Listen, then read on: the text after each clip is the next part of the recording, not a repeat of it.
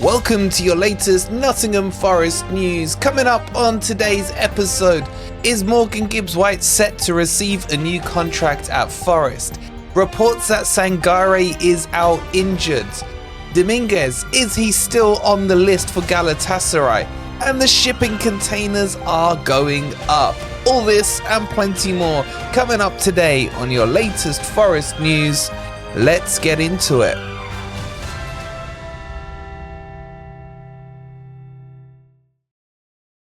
Good morning, good evening, or good night. I hope you guys are doing well and welcome back to some Forest news. If you're enjoying the content, please don't forget to hit the like button.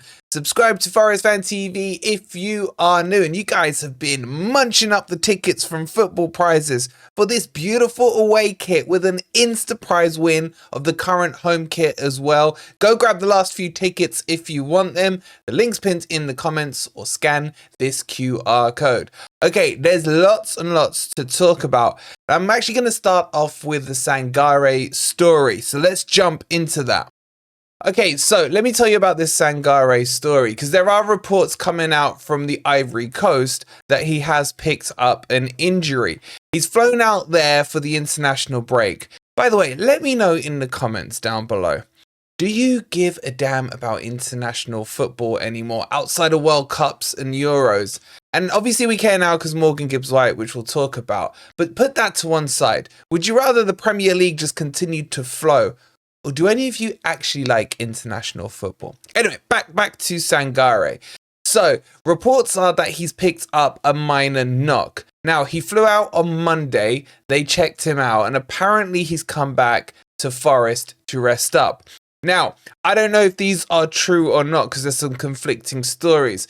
But if they are true, it's not a serious injury. It sounds like some kind of strain that he's going to rest up and hopefully recover for over the next week and a half. Now, this story is coming out from sportivory.ce, one of their newspaper outlets there, to suggest this. And what they said is another blow for Faye, who will have to do without another elephant.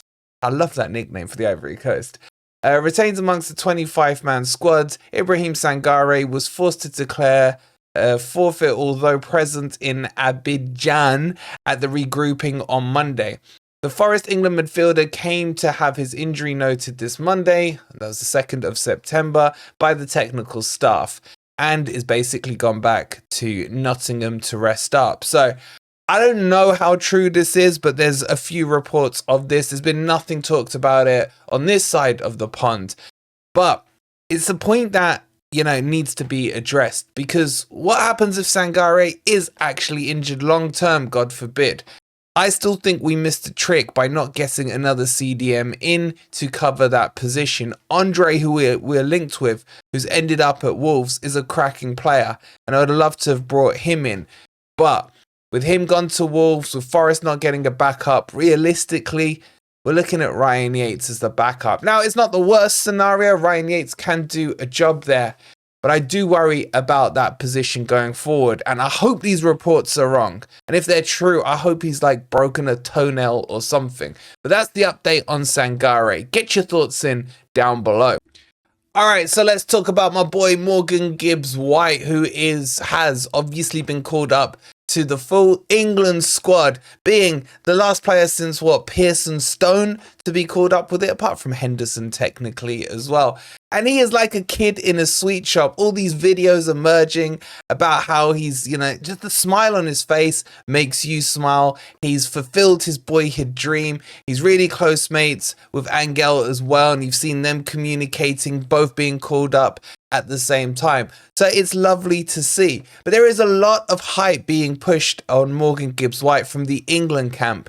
And I quite like it. It's nice to see Forest or a Forest player represented in such a positive manner in mainstream media. And it does put a feel-good factor to it.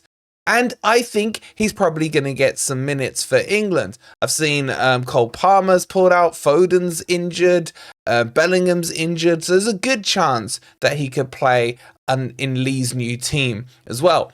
But on top of that, there's been some reports released and some articles. I think this was one from the Mail And it's saying that not only is Morgan Gibbs-White extremely happy at Nottingham Forest because of the love he feels from the club, from the fans, from Nottingham, he's also moved into the Nottinghamshire area now, settling his family down there as well. But there is talks of a contract extension. Now, these aren't happening currently, but the report tends to suggest that this will start to happen throughout the course of this year, looking to extend out his contract and make him most likely the highest paid player at Nottingham Forest. And I think bring it on, because with a new contract will come more fees that Forest can charge if he were to ever leave. But the signs are the longer he stays at Forest, the more we're just, clenching his heart, pulling him towards Forest, and he doesn't want to leave. And I think the key thing in all of this for Morgan Gibbs-White is this England call-up. Now, I don't care about England. I'm born in Scotland, but I am now intrigued to see how he does at England, because the fact that he can get called up from Forest, an unfashionable non-Big Six Cartel 6 club, means that his ambitions can be fulfilled at Forest, and therefore he has no real desire to move away. I remember when we interviewed Stuart Pearce, one of the legends obviously at our club. He said for him, the reason he stayed with Forest when we went down was because he spoke to the likes of Graham Taylor, who told him that it didn't matter if he was going into the Championship or Div 1 back then, he would still get his opportunity to play for England. And Stuart Pearce said to us that as long as that criteria was met, he had no desire really to move from Forest. And I see similarities in that for Morgan Gibbs-White. Maybe he's spoken to Pearce. I don't know. I hope so. He would have had some great guidance. But now the fact that he's in England while at Forest means we can offer him everything he wants. And we are building a club and a team somewhat around him. I know some would argue that we shouldn't be doing that. But this is all good, positive signs. And if ever the time comes that he wants to move on or a crazy offer comes in, and it would need to be crazy to now move him from Forest, it makes that so-called 40 million look like absolute chump change right now.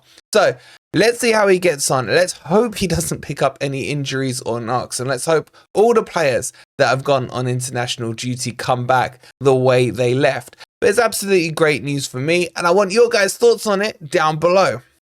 All right, let's move on and talk about Dominguez. And if it's Ant or Crypto listening to this right now, maybe cover your ears. So there are some very loose links of Dominguez leaving Forest in this transfer window. Wait, I thought the transfer window was shut. No, only in England. If you look at Turkey, which has been extremely busy, they're still open for a little while now. In fact, the actual date they close, if I just get that for you, another 7 or 8 days on the 13th of September. Now, there has been links with him earlier in the summer to Galatasaray. And there have been links again with him in the last few days to Galatasaray. Not very strong, I may add. But having said that, and this is why I'm not too worried about this story. At the moment, there's 24 players linked with Galatasaray, ranging from Casemiro to Phil Billing to Victor Osimhen, who's obviously gone now, Anthony Martial. Any player that's still potentially thinking about a move is just automatically being linked to Galatasaray. So I'm not too worried about this one. But I do look under the bonnet of it, and I think to myself, with James Ward-Prowse coming in, with probably Danilo hopefully being back in the new year, with Sangare in the team, with all the other midfielders we've got, is he moving further down the pecking order? Even though I still think he's a good shout as a starter. Obviously, Anderson emerging as a great talent as well. So will Dominguez think about a movement at all in these next few days while the transfer market is still open in some other countries? Now, these other countries, there isn't many of huge note to tell you about. You're talking like Poland, Croatia, Belgium, Mexico, places like that. With all due respect to those leagues, I think he's above those playing stations. So I think as long as the Turkish league shuts, we should be able to keep Dominguez. How happy he is at Forest or how willing Nuno would be to sell him, we don't know. But we're here to bring you the news, and there have been links, but I don't think they're strong enough. What do you guys think though? Would you like Dominguez to stay or not? Let me know down below. Alrighty then, so let's give you the update on the world famous City Ground. We told you many months ago that the new shipping containers would be ready for the third home game of this season, or at least that was the scheduled time frame, seating about 180.